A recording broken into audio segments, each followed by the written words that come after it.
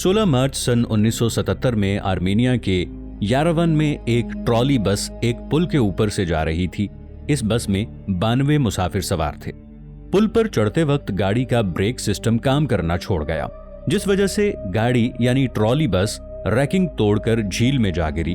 उस वक्त सर्दियों का मौसम था, इसलिए इस झील का पानी भी काफी ज्यादा ठंडा था और पानी का बहाव भी बहुत ज्यादा था। अब बस के अंदर मौजूद लोग मुश्किल और तकलीफ का शिकार होने लगे। बहुत से लोग इनमें से पानी में डूबने लगे। उसी वक्त शारावाश कारपाथियान, जो कि एक फिन स्विमर था, उसने अपनी डेली रनिंग के दौरान बस को झील में गिरा हुआ पाया। तो ये नौजवान 26 किलोमीटर दौड़ने के बाद शदीद थकन के बावजूद ठंडे और गदले पानी में कूद गए और 10 मीटर यानी 33 फुट तक की गहराई तक पहुंचे। उन्होंने अपनी टांगों के जोर से बस की खिड़की तोड़ी और मुसाफिरों को बाहर निकालना शुरू कर दिया। अब चूंकि पानी की इतनी गहराई में और गदले पानी में उन्हें सही तौर पर नजर भी नहीं आ रहा था और शीशे के टुकड़ों के बावजूद उन्होंने बार बार गौते लगाए और यूं उन्होंने 20 अफराद की जान बचा ली। उनकी बहादुरी ने उन्हें शदीद जख्मी कर दिया। उन्होंने आलूदा पानी निगल भी लिया था और इस दौरान उनको काफी गहरे जख्म भी आए थे। वो 45 दिन तक अस्पताल में बेहोश रहे और बदकिस्मती से कभी मुकम्मल सेहतयाब ना हो सके और इसी वजह से उनका खेल का कैरियर बिल्कुल खत्म हो गया। और यूं खेल का करियर खत्म होने की वजह से उनका मुस्तकबिल तारीक हो गया। इस कारनामे के बाद जिंदगी में उन्हें बहादुरी पर कई इनामात मिले, लेकिन शुरू में सोवियत हुकाम ने इस वाक़े को छुपाए रखा। उनकी कहानी बरसों बाद ही दुनिया के सामने आई। आर्मेनिया में उनको हीरो ऑफ हर्जडान के नाम से याद किया जाता है। दोस्तों, जोसेफ कैरी मैरिक ये वो आदमी था जो 5 अगस्त सन 1862 को इंग्लैंड के शहर लेसेस्टर में पैदा हुआ।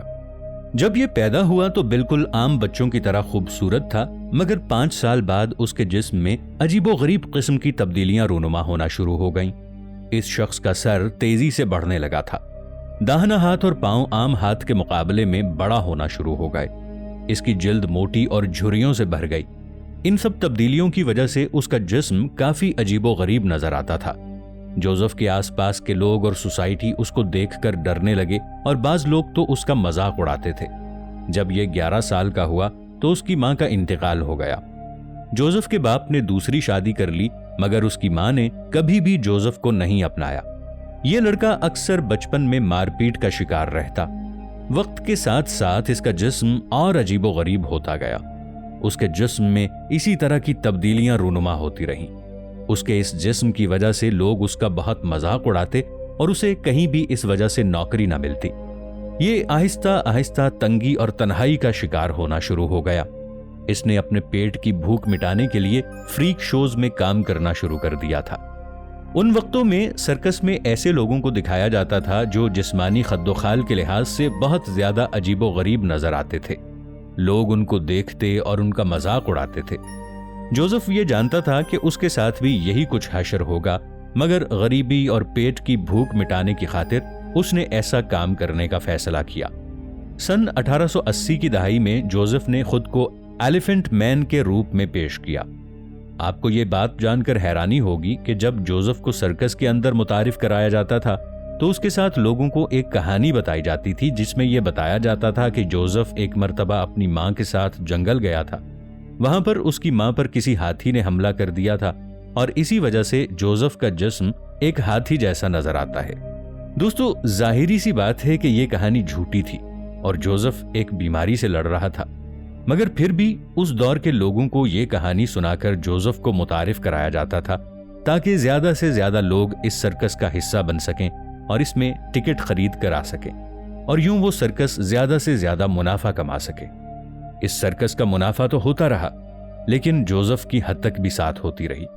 ये शख्स ज्यादा देर तक सर्कस में काम नहीं कर पाया क्योंकि इसके सर का साइज मुसलसल बढ़ता जा रहा था। एक वक्त ऐसा आया कि जोसेफ से अपना सर संभालना मुश्किल हो गया और इसीलिए उसे अस्पताल में दाखिल करवा दिया गया। 11 अप्रैल सन 1890 को सिर्फ 27 साल की उम्र में यह शख्स दुनिया को अलविदा कह गया। वो मौत के वक्त अस्पताल में ही दाखिल था।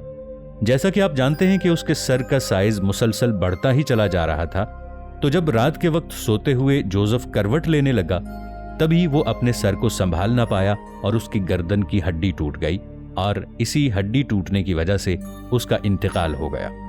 उसके मरने के बाद उसके जिस्म की जांच की गई तो पता चला कि ये प्रोटस सिंड्रोम नाम की बीमारी से लड़ रहा था। ये एक नायाब जिनियाती बीमारी है। इस बीमारी की वजह से जिस्म के टिश्यूज गैर मामूली तौर पर बढ़ना शुरू हो जाते हैं, मगर आज के दौर में बहुत कम लोग इस बीमारी का शिकार होते हैं। बात की जाए जोसेफ की तो उसके जिस्म की बाकियात 2 हिस्सों में तकसीम है। उसका skeleton Queen Mary University London में महफूज है, जहां उसे तिब्बी तालीम और तहकीक के लिए रखा गया है, जबकि उसके सॉफ्ट टिश्यूज को लंदन के सिटी ऑफ लंदन कब्रिस्तान, जो कि एक आम कब्रिस्तान है, उसमें दफन किया गया है। उसका ढांचा एक कमरे में मौजूद है जिसे सयाह दूर दूर से देखने आते हैं। दोस्तों, स्क्रीन पर नजर आने वाले इस शख्स का नाम पून लिम है। ये सन 1918 में चाइना के एक जजीरे हैनन में पैदा हुआ था। जब ये 16 साल का हुआ तो बरतानिया रोजगार की तलाश में चला गया। अगले 8 बरस तक वो बरतानिया के मुख्तलिफ जहाजों में काम करता रहा और सन 1942 में बेनलोमोंड SS नाम के एक जहाज पर काम करने लगा। ये जहाज ब्रिटिश अफवाज को जरूरत का सामान पहुंचाता था, क्योंकि उस वक्त दूसरी आलमी जंग चल रही थी, इसलिए इस जहाज का सफर खतरे से खाली नहीं था। एक दिन नवंबर सन 1942 को ये जहाज साउथ अफ्रीका के शहर केप टाउन से अमेरिका के लिए रवाना हुआ।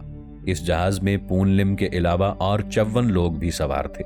कुछ दिन सफर बहुत अच्छे तरीके से चलता रहा, मगर 20 नवंबर सन 1942 को जर्मनी की एक यू बोट ने इस जहाज पर हमला कर दिया। ये हमला इस कदर अचानक था कि किसी को भी संभलने का मौका नहीं मिला। हमले की वजह से जहाज पानी में डूबने लगा। ये शख्स काफी देर तक पानी में तैरता रहा। इसे लकड़ी की एक कश्ती नजर आई। ये शख्स उस कश्ती में सवार हो गया और उस कश्ती को जब चेक किया तो उसमें एक बॉक्स पड़ा हुआ था। इस बॉक्स में खाने के पैकेट पड़े हुए थे। अगले 10 दिन तक ये शख्स इसी खाने से काम चलाता रहा, लेकिन 10 दिन बाद वो खाना भी खत्म हो गया, मगर उसकी मदद के लिए इस समंदर में कोई भी नहीं आया। इतने बड़े समुंदर में ये शख्स अकेला तैर रहा था। इसके बाद जब खाना खत्म हो गया तो उसने मछलियां पकड़ना और खाना शुरू कर दी। आग ना होने की वजह से उसको ये मछलियां कच्ची ही खाना पड़ती थीं और मछलियों का खून पीकर वो अपनी प्यास बुझाता था। आपको ये जानकर हैरानी होगी कि वो 133 दिनों तक इसी तरह समुंदर में इधर उधर भटकता रहा। अप्रैल 1943 में इस शख्स को एक छोटी सी कश्ती नजर आई। ये ब्राजील की कश्ती थी और इसमें मौजूद जो लोग थे वो वहां से मछलियां पकड़ने आए थे।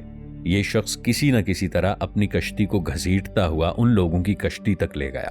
कश्ती में मौजूद मछुआरे उस शख्स को ब्राजील ले गए। ये शख्स अगले 1 महीने तक ब्राजील के शहर बेलम के एक अस्पताल में जेरे इलाज रहा। जब यह मुकम्मल तरीके से सेहतयाब हुआ तो इसे वापस बरतानिया भेज दिया गया।